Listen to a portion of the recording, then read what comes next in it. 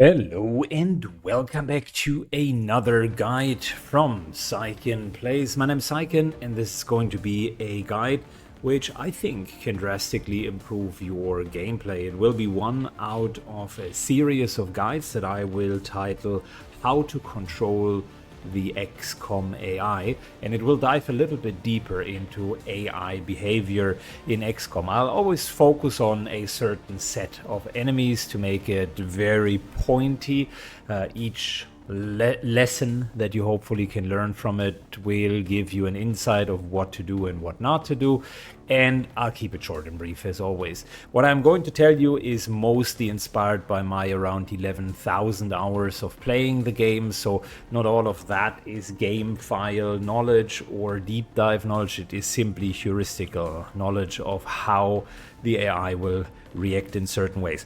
So let's dive right into it. Why do I believe that manipulating the AI behavior is such an important skill in XCOM 2? It is frankly one of the most important skills that you should master if you want to become good at the game, because other than the most important skill, which is pull only one pack at a time and know how packs function, and there's a video for that on my channel as well, this skill will allow you to deal with situations where you are in the tough choice of who do I focus first and who can I leave. And oftentimes the question of who can I leave for the next round boils down to what are they likely going to do if I leave them alive. The norm is that you won't have the firepower to kill everything. So that's really the setup for this. Today's topic will be, we're focusing on Advent part 1, so to speak, and I'm just using the standard Advents. I'm not using the standard Advent Trooper because there's really not that much to say, but I want to say a couple of general things towards Advent, and then we're diving a little bit more into the specific topics. So, Advent general things, or more general humanoid behavior in XCOM. In general, when you leave characters unchecked, they will start doing their preferred action. So there are a couple of triggers that will force them to do a different action than their preferred action. And for most of the enemies, those triggers, or most of the humanoid enemies, those triggers will be the same. So why do I say humanoid enemies? Because humanoid enemies have a preservance or value of life built into them, meaning they are not going to sacrifice themselves. There is one noticeable exception called the Stunlancer, but everybody else generally follows this rule.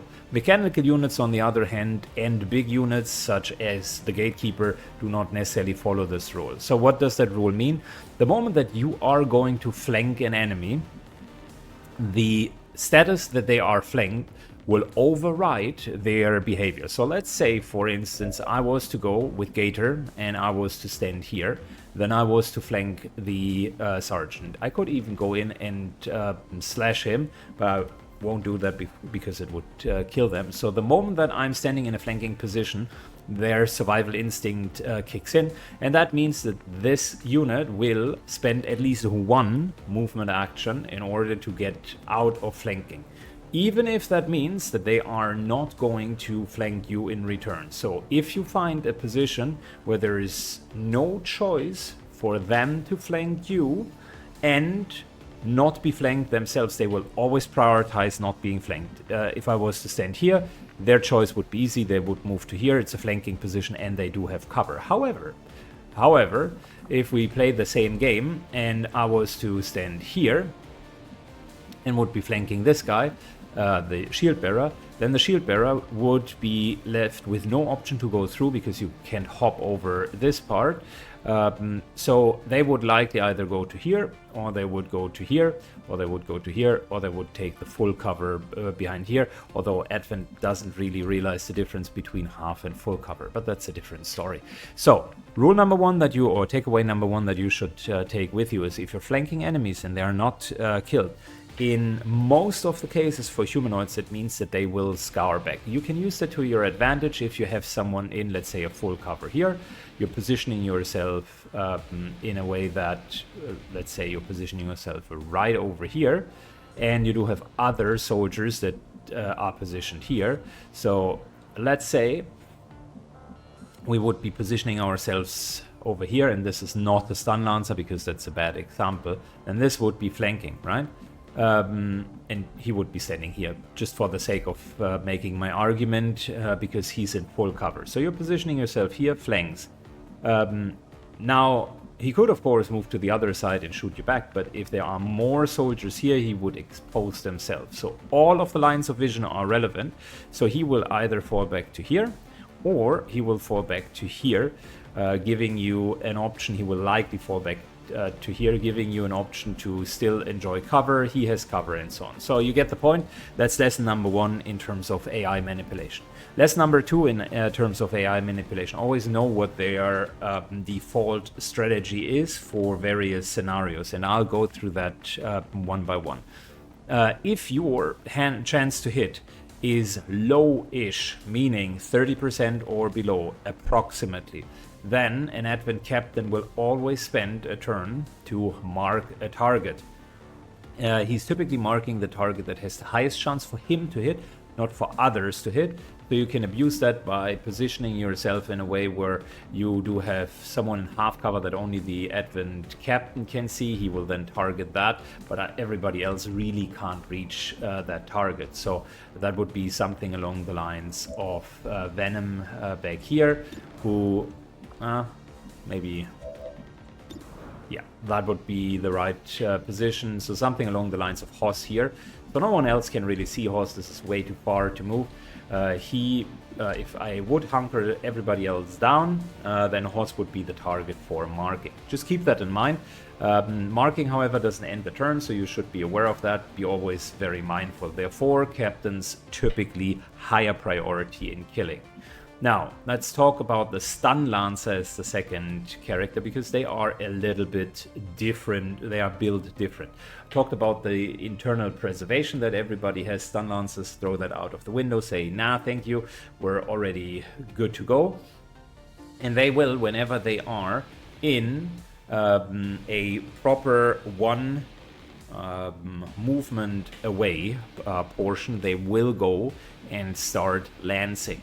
So if I were to put myself here, even if I'm hunkered down, they would do nothing but run here and try to lance us down. Even if that means they are standing there in an exposed position. The fact that they could stun you and render you unconscious is good enough for them to just do that. Hence, Stunlancers, likely out of all of the advents shown here, highest priority, because unconscious without revival protocol typically means a one-shot KO, so you don't want to be in that situation. It, however, also means you can use that to your advantage. So if you do have, if you do know their movement distance, this here is just in movement range for them, you could theoretically aid protocol here. Let him run up, bank on the fact that they only have a 65% hit chance on their baton, and then -8 protocol, that's only a 50-50. So you could roll the dice with that and get someone nicely into a flanking position. So both of that, just something that you should know. Lastly, and that's potentially the most important lesson out of the three enemies here, we're coming to the shield bearer, and the shield bearer is an interesting one. Happens much later in the game, so at this point not necessarily relevant, but the shield bearer always will try to help himself and other units around him with his shield, and that will take priority over many other things. So in easier words, his first action every single time is likely going to be find cover and then use his shield. Shield will give everybody 5 to 6 temporary hit points, but there are a couple of things that you should know about it. Number one, blue screen rounds completely ignore shield, so if you are playing with blue screen rounds, which you should, that ability really does nothing.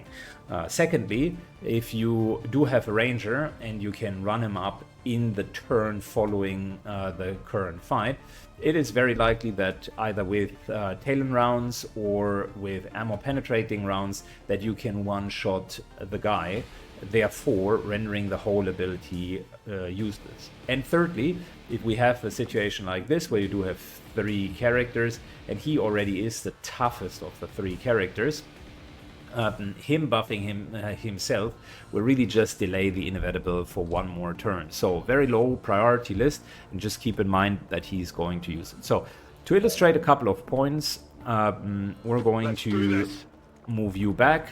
We're going to use aid protocol on the judge to again make a point here.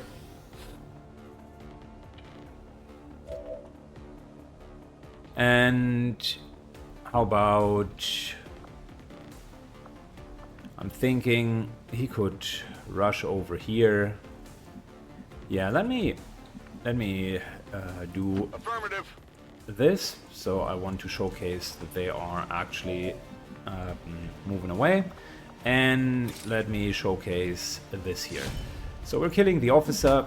I want to showcase 2 things with what I'm currently illustrating here.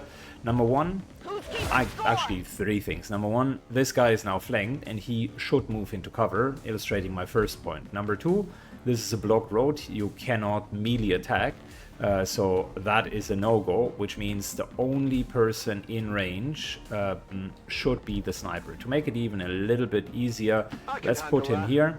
Still not flanking, but you will see that instead of taking a shot, he will definitely go there. Good. And number 3, we're going to see a shield. That's my prediction. Let's see if that holds true. It would be hilarious if I spent all that time to illustrate points and then they wouldn't even do it. So, when you're full health, by the way, there's a good chance that you are only getting stunned and not made unconscious. He takes cover and he gives himself and his friend a shield. This is the M2 version, so the medium version of the shield bearer is only 3 and not 6. It's only 3 and not 6 at this point.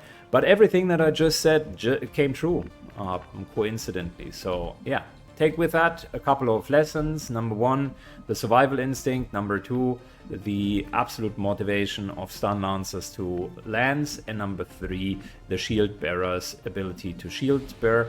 And you, as a bonus tip, if you're really advanced, you can position in a way where half cover can trigger or force the advent captains to waste their mark on a target that's really out of range for most others. Hope you enjoyed it. Let me know if those deep dives are helpful for you, and see you on the next episodes, guys. Take care. Bye bye.